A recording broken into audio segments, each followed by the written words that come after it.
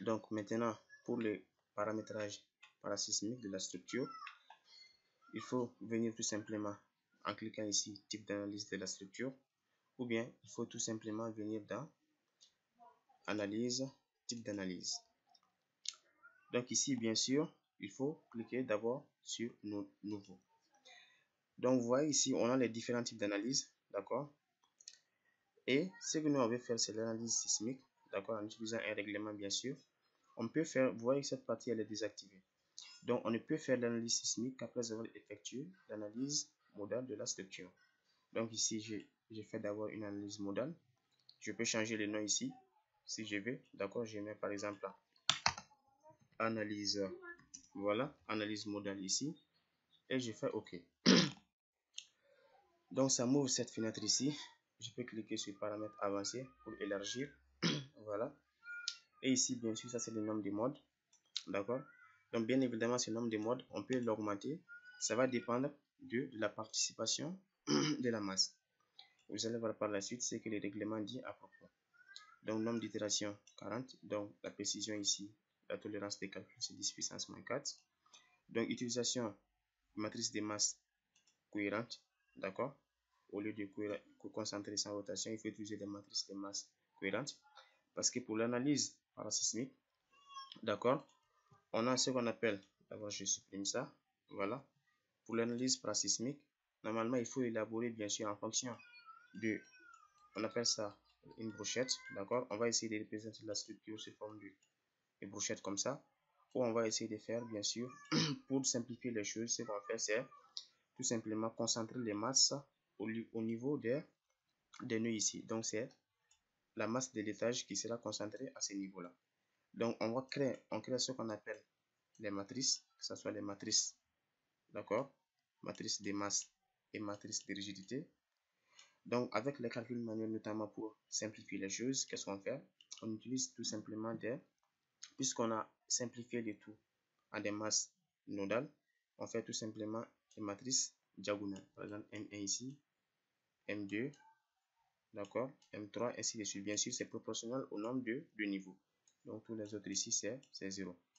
Bien sûr, la taille de la matrice, ça va dépendre un peu de, tout simplement, de la taille ou du nombre d'étages de la structure. La même chose également, on élabore aussi des matrices de rigidité. Donc ces matrices, bien sûr, c'est pas forcément des matrices diagonales, ça va dépendre, d'accord? Parce qu'il faut assimiler le système à un ressort. C'est ça un peu le principe. On assimile le système à un ressort contenant bien évidemment une masse. Ça c'est le premier niveau, le premier étage par exemple. Pour le deuxième étage, ou bien le premier étage ici, ça c'est RDC, premier étage, comme ça, ainsi de suite, en fonction du nombre de niveaux. Donc dans chaque partie, on a une raideur K, K1, K2 ici, ainsi de suite. On a également une masse M1, M2, ainsi de suite. Donc normalement, il faut isoler la masse, d'accord. Là ici, on va avoir bien sûr les forces, une force des deux directions, d'accord. Et il faut tout simplement appliquer les principes fondamentaux de la dynamique. C'est-à-dire que la somme des forces extérieures, c'est tout simplement égal à la masse fois l'accélération ici. D'accord? Donc c'est à travers ça, il faut faire ça pour chaque niveau. Essayer de trouver bien évidemment les matrices de masse et de rigidité. C'est en fonction de ça qu'on trouve les matrices de masse et de rigidité. Et bien sûr, après, il y a plusieurs étapes parce qu'il faut trouver les pulsations. Il faut trouver les pulsations de la structure. Ensuite, également, quand on trouve les pulsations, il faut trouver les périodes de la structure. Et après, il y a plusieurs étapes parce qu'il faut calculer l'énergie, d'accord, dissipée, bien sûr, dans la structure. Et les calculs manuels, ça reste un calcul qui est assez pointu. Donc ici, avec le logiciel, on utilise la matrice de masse cohérente ici. La direction active de la masse, il faut enlever la direction Z pour les structures simples.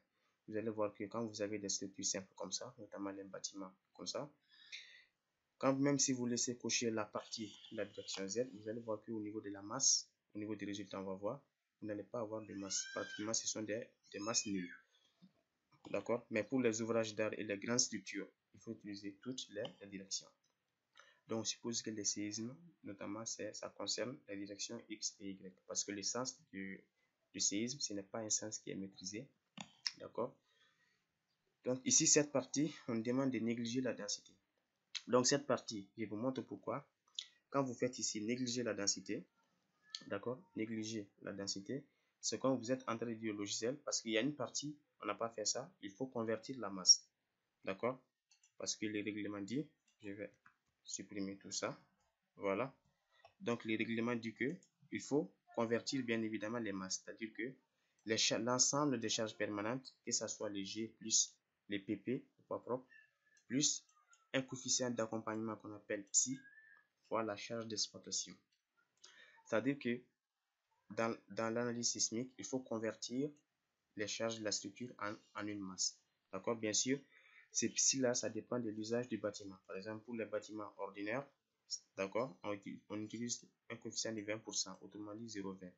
Mais pour les structures d'importance vitale, on utilise un coefficient d'accompagnement de 100%, c'est-à-dire de 1.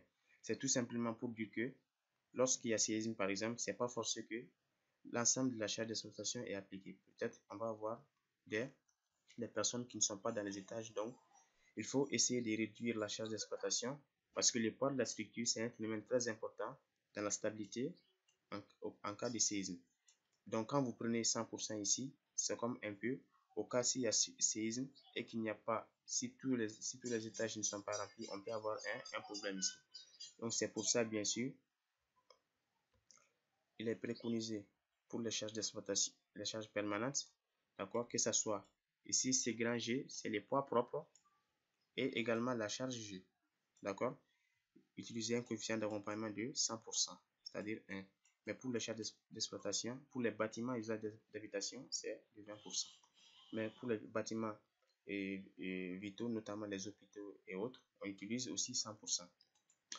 Donc, après, on va voir la conversion de la masse, mais à ce niveau-là ici, d'accord, à ce niveau-là ici, parce que je suis en train de laisser la conversion de la masse, je vais vous montrer quelque chose, vous allez voir. Donc ici, vous avez vu que quand je laisse cocher ici, négliger la densité, c'est qu'au niveau de la conversion de la masse, il faut que je n'ajoute pas les poids propres dans la conversion. Donc comme ça sera seulement les petits g plus les pp. Mais quand je dis de ne pas laisser, quand je laisse décocher ici, c'est comme il va tenir compte de la densité. Donc dans ces cas, au niveau de du poids propre, il ne faut pas prendre les poids propres. Donc ce que je vais faire, je vais faire ici négliger la densité, mais au niveau du poids propre, je vais ajouter. D'accord? Et ici la vérification des storms, il faut le cocher. D'accord? C'est pour vérifier éventuellement les modes oubliés lors du calcul. Donc type d'analyse modale. D'accord? Mais ici au niveau des limites, il faut prendre, selon les règlements préconisent de prendre une masse participative de 80 et 90%. Ça c'est notamment les règlements par sismique RPS marocain. D'accord? Parce qu'il faut que la structure ait une certaine masse qui participe bien évidemment en cas de séisme. Donc le règlement préconise une valeur de 90%. Mais en réalité, même des valeurs de 80 à 85% sont acceptables. Parce que souvent, quand vous avez des structures assez régulières, ici on appelle une structure très irrégulière. Donc quand vous avez une structure qui est assez irrégulière, vous allez voir que vous allez avoir du mal à avoir ces masses participantes. Mais quand la structure a une bonne forme, d'accord, vous allez voir que c'est facile d'atteindre les masses participantes. Souvent, quand la masse n'est pas atteinte, d'accord, il faut augmenter le nombre de modes, d'accord, mais vous allez voir, là, la partie où la masse est atteinte à 90%, il faut faire en sorte que la fréquence de la structure ne dépasse pas les 33 Hz. D'accord, on va voir au niveau du résultat. Donc, le coefficient de l'analyse sismique ou le coefficient d'amortissement, ça dépend du type de matériau. Si c'est béton ou bien l'acier, donc c'est 4% ou bien 5% en fonction du béton ou de l'acier. D'accord? Et ici, j'ai fait tout simplement OK. D'abord, avant de lancer les calculs, je vais rapidement paramétrer également l'analyse sismique. Vous voyez cette partie, je n'ai pas fait la conversion de la masse. Je laisse ça parce que normalement, il faut convertir la masse, mais je laisse parce qu'il va me montrer une erreur ici. C'est pour vous montrer un peu ce que ça fait. Je l'ai fait exprès, vous allez voir.